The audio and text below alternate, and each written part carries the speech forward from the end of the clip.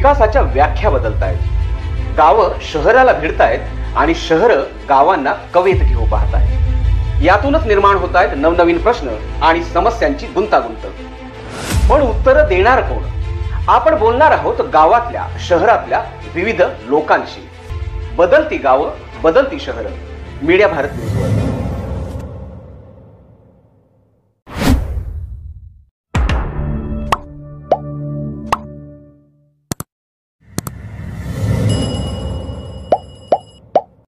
नमस्कार, मी आहे प्रफुल्ल केदारे आणि आपण पाहत आहात मीडिया भारत न्यूज।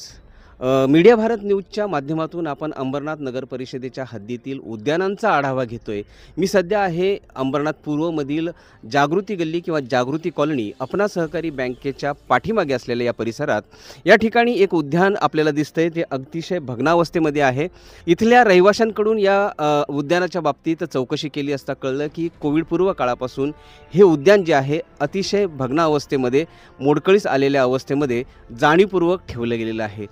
तुम्ही पाहू शकता या उद्यानाचं प्रवेशद्वारच उखडून कोणीतरी त्या बाजूला नेऊन ठेवलेलं आहे। हे मोठ्या प्रमाणामध्ये मातीचे ढिगारे पडलेले आहेत। लहान मुलांच्या खेळणी ज्या लाखो रुपये खर्च करून विकत आणून या ठिकाणी बसवलेल्या होत्या त्या अतिशय भंगार अवस्थेमध्ये पडलेल्या आहेत। त्यामुळे इथल्या लहान मुलांच्या खेळण्याची गैरसोय होते। त्यांना या खेळण्यांपासून इजा होऊन त्यांना जखमा झालेल्या अनेक घटना या ठिकाणी घडलेल्या आहेत। ही दुर्दशा आहे गोडबोले बाग वडवली विभाग अंबरनाथ पूर्वमधील गणेशधाम गृहनिर्माण सहकारी संस्थेच्या उद्यानाची। सध्या या सोसायटीतील सदस्य उद्ध्वस्त उद्यानात उच्छाद मांडणाऱ्या मद्यपी आणि काही राजकारण्यांच्या दहशतीखाली वावरत आहेत। सदस्यांनी दिलेल्या माहितीनुसार सोसायटीच्या गट क्रमांक 43/1/14 या जागेवरील मोकळ्या आवारात सोसायटीने स्वतःच्या मालकीचं बंदिस्त उद्यान उभारलं होतं। प्रशासनाच्या माहितीनुसार नगर परिषदेने 2017 पासून या सोसायटीची नाहरकत घेऊन उद्यानाच्या सुशोभीकरणावर आजवर लाखो रुपये खर्च केले आहेत। प्रभाग क्रमांक 46 मध्ये ते उद्यान त्यावेळेसचे असणारे नगरसेवक त्यांनी त्या ठिकाणी ते केलं होतं, विकसित केलं होतं। ज्यावेळेस त्या उद्यानाची दुरावस्था झाली त्यावेळेस आता लोकप्रतिनिधी म्हणून आम्ही असताना ती दुरावस्था आम्हालासुद्धा भगवत नव्हती। मी तसा प्रयत्न केला की हे उद्यान पूर्ववत व्हावं, चांगलं सुशोभीकरण आपण याचं करावं। पण मला असं समजलं त्या ठिकाणी की ती जागा नगरपालिकेची नसून तिथल्या त्या हाऊसिंग सोसायटीची जागा आहे, गणेशधाम हाऊसिंग सोसायटीची। आणि तिथल्या लोकांनी सुद्धा स्पष्ट सांगितलं की ही जागा आमच्या सोसायटीची आहे। मग मी त्यांना विचारलं, जर सोसायटीची जागा आहे तर मग हे उद्यान विकसित कसं केलं? वास्तविक जर सोसायटीची जी प्रायव्हेट जागा आहे तर नगरपालिकेने ते उद्यान विकसित कुठल्या आधारावर, कुठल्या मुद्द्यावर आणि कशाकरता केलं हे अजून मलाही समजलं नाही। नंतर तर अशी परिस्थिती झाली की आजूबाजूला तिथं ते दारूच्या बाटल्यांचा खच तिथं पडलेला असतो। आजूबाजूचे लोक येऊन तिथं असं दुर्वर्तन करतात।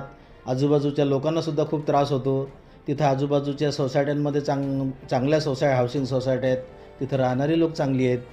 तर सोसायटीला वास्तविक हे उद्यानांची आवश्यकता जरी असली तरीही नगरपालिकेने हे कन्फर्म करायला पाहिजे होतं, नक्की जाणून घ्यायला पाहिजे होतं की ही जागा आमची नाही, सोसायटीची आहे, तर आम्ही कशाकरता विकसित करायचं हे नगरपालिकेने सुद्धा त्यावेळेस विचार करायला पाहिजे होता। खाजगी सोसायट्यांमध्ये कुठलंही काम विकसित करताना त्यांच्या प्रिमायसेसमध्ये जर ते असेल खाजगी सोसायट्यांच्या, तर माझ्या माहितीप्रमाणे नगरपालिकेला तो काही अधिकार नाही। माझ्या माहितीप्रमाणे ते सगळं सुशोभीकरणाची कामं असतील, डागडुजी असेल किंवा आतमध्ये पेवर ब्लॉक बसवायचे असतील, काही जे असेल ते त्या हाऊसिंग सोसायटीनेच करायचं असते, अशी माझी माहिती आहे। खाजगी सोसायट्यांवर स्थानिक स्वराज्य संस्थांनी असा कोणताही खर्च करण्याची तरतूद नसताना सार्वजनिक बांधकाम विभागाने नेमक्या कोणाच्या हितासाठी ही पैशाची उधळपट्टी केली, हाही सवाल आता सोसायटी सदस्य उपस्थित करीत आहेत।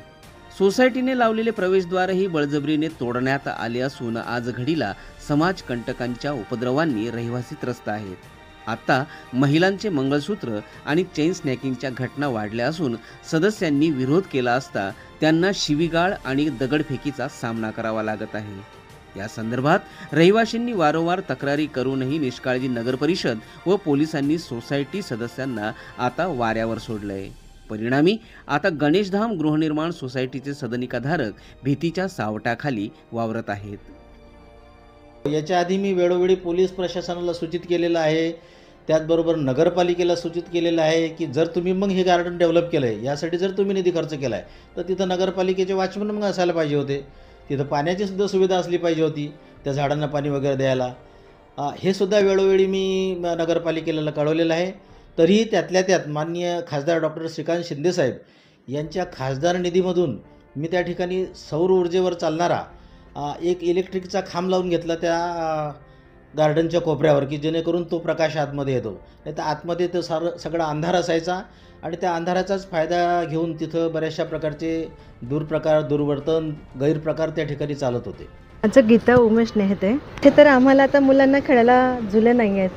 मुलांना बरंच खेळायला आधी साधनं होती, आता ती खराब झालीत. आणि जे वयस्कर होतात ना, त्यांना पण फिरायला जागा नाही आता. तर थोडं तरी त्यांना बसायला किंवा आम्हालाही वॉकिंग करायला असं आमची इच्छा आहे की त्यांनी ते चांगलं व्यवस्थित करून द्यावं. अंधार असतो, असं शाळा क्लासची मुलं मुली तिथं कोपऱ्यात उभे राहतात किंवा आतमध्ये फिरणारे बसतात, की इथं गार्डन चांगलं व्हावं. आता आम्ही इथं बसतो, मग कधी आम्हाला तिथं जावं असं वाटतं. किंवा इथं आमच्या ज्या गल्लीतल्या बायका आहेत मैत्रिणी वगैरे, त्यांची पण हे असतं म्हणणं की इथं बसायला आपल्याला काही नाहीये. अंबरनाथ नगर परिषद इथल्या काही उपक्रमांच्या मोठ्या प्रमाणामध्ये जाहिराती लावून अंबरनाथ पॅटर्न हे महाराष्ट्रामध्ये पसरवण्याचा प्रयत्न करतं. अंबरनाथ हे ऐतिहासिक शहर आहे, अंबरनाथ हे विकसनशील शहर आहे. असं होत असताना मात्र प्रशासन अशा उद्यानं जी इथल्या नागरिकांची, इथल्या समाजाची नितांत आवश्यकता आहे, या मूलभूत गरजांकडे मात्र दुर्लक्ष करताना दिसते. नगर परिषदेच्या अशा वास्तू जाणीवपूर्वक ओसाड का ठेवल्या जातात? भविष्यामध्ये येथे काही व्यावसायिक वास्तू उभारण्याचा मनोदय तर नाही ना, अशा अनेक शंका या रहिवाशांच्या मनात आता जन्म घेऊ लागल्या आहेत. कॅमेरामन गणेश गायकवाडसह मी प्रफुल्ल केदारे, अंबरनाथ पूर्वहून मीडिया भारत न्यूजसाठी.